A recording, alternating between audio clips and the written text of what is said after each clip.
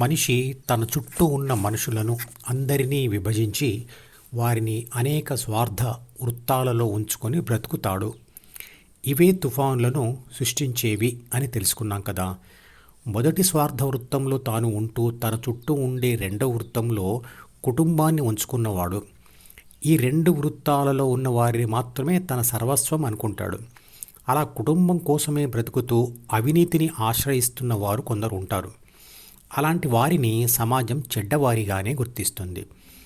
అలా కుటుంబ స్వార్థంతో పదవుల కోసం, సంపద కోసం ప్రజలలో ప్రాంతీయ విభేదాలు సృష్టించి రాష్ట్ర విభజన చేసి అవినీతి బంధుప్రీతితో రాష్ట్రాన్ని ఏలి సమాజ తిరస్కరణకు గురైన వాళ్ళు ఈ రోజుల్లో కూడా ఉన్నారు. అలాంటి రాజకీయ నాయకులు కొందరు జైల్లో కూడా ఉన్నారు కదా.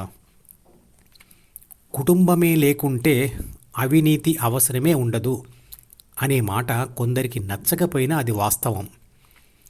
కుటుంబం కోసమే బ్రతుకుతూ నీతి మార్గంలో వెళుతున్న వాడిని సమాజం మెచ్చుకోదు, కానీ చెడు దృష్టితో మాత్రం చూడదు. ఇక ఎవరైతే కుటుంబం కోసమే కాకుండా స్వార్థం తగ్గించుకొని కుటుంబ పరిధి దాటి తన చుట్టూ ఉన్న సమాజం గురించి కూడా పనిచేస్తారో వారిని ఆ సమాజం గౌరవిస్తుంది. ఇక ఎవరైతే కుటుంబాన్ని కూడా వదిలి లేదా వివాహమే చేసుకోకుండా సమాజం కోసం పాటుపడతారో వారిని దేవుడిలా చూస్తుంది సమాజం. అలాంటి కొందరు రాజకీయ నాయకులు ప్రస్తుత సమాజంలో కూడా ఉన్నారు.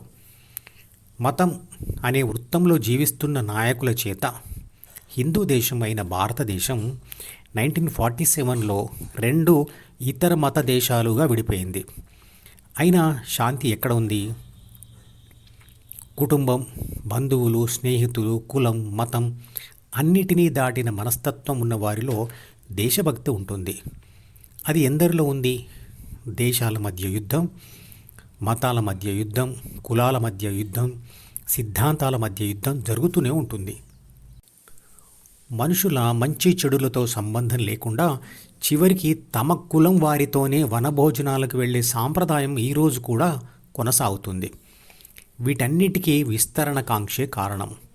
నా సుఖాలు విస్తరించుకోవాలని, ఆస్తులు విస్తరించుకోవాలని, కులాన్ని, మతాన్ని, దేశాన్ని, సిద్ధాంతాన్ని విస్తరించుకోవాలని చేసే ప్రయత్నాలు ఘర్షణను, అశాంతిని ఇస్తున్నాయి.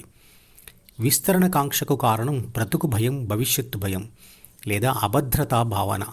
దీనికి కారణం శరీర రక్షణ, పోషణ, పునరుత్పత్తి అనే జీవకణ లక్షణాలు లేదా బాధ్యతలు. కమ్యూనిజం, సోషలిజం, ఫ్యూడలిజం, క్యాపిటలిజం ఏది కూడా ప్రపంచ ప్రజలందరినీ ఒకే వ్యవస్థలోకి తీసుకుని రాలేకపోయింది, శాంతిని సాధించలేకపోయింది. నా ఆలోచనలు, పనులు, సిద్ధాంతాలు సమస్త సమాజ హితం కోసమైతే, అంటే గొప్పవైతే, లేదా నా మతం, నా సిద్ధాంతం, నా రాష్ట్రం, నా దేశం గొప్పదైతే నేను ఎటువంటి ప్రయత్నం చేయకుండానే అందరూ వాటి వైపు ఆకర్షితులవుతారు. దానికి నేను ప్రచారం చేయవలసిన పని లేదు, ఎవరినీ బలవంత పెట్టని అవసరం లేదు, అందుకోసం హింసను ఉపయోగించవలసిన అవసరం లేదు. కానీ ఏ మతం లేదా సిద్ధాంతం లేదా ఆశయ విస్తరణ కోసం అయితే ప్రచారం, బలవంతం, హింస చేయవలసి వస్తే అందులో ఏదో లోపం ఉన్నట్లే. మత విస్తరణవాదంతో మన దేశంలో జరుగుతున్న హింసను ఎన్నో వందల సంవత్సరాల నుంచి చూస్తూనే ఉన్నాం. అది ఇప్పటికీ అనేక ఇతర పేర్లతో కొనసాగుతూనే ఉంది. విస్తరణవాదం విడిచిపెట్టి ఎవరికి వారు వ్యక్తిత్వ ఉన్నతి సాధిస్తే చుట్టూ ఉన్న సమాజం వారిని అనుసరిస్తుంది లేదా అనుకరిస్తుంది. కుల, ప్రాంత, మత సామరస్యం, దేశ ఉన్నతి కావాలంటే మొదట వ్యక్తిత్వ ఉన్నతి సాధించాలి. వ్యక్తిత్వ ఉన్నతి కావాలంటే అది ధ్యానంతో మాత్రమే సాధ్యం. మధుపదం యూట్యూబ్ ఛానల్లోని ప్రతి వీడియోకి ఒక నెంబర్ ఇవ్వబడింది. 1వ నంబర్ వీడియో నుండి మొదలుపెట్టి వరుసగా చివరి వీడియో వరకు చూస్తేనే ఆత్మశాస్త్రం సంపూర్ణంగా అర్థమవుతుంది. ఈ వీడియో డిస్క్రిప్షన్లో ఉంచిన మధుపదం ప్లేలిస్ట్ లింక్ ద్వారా అన్ని వీడియోలు వరుసగా చూడవచ్చు.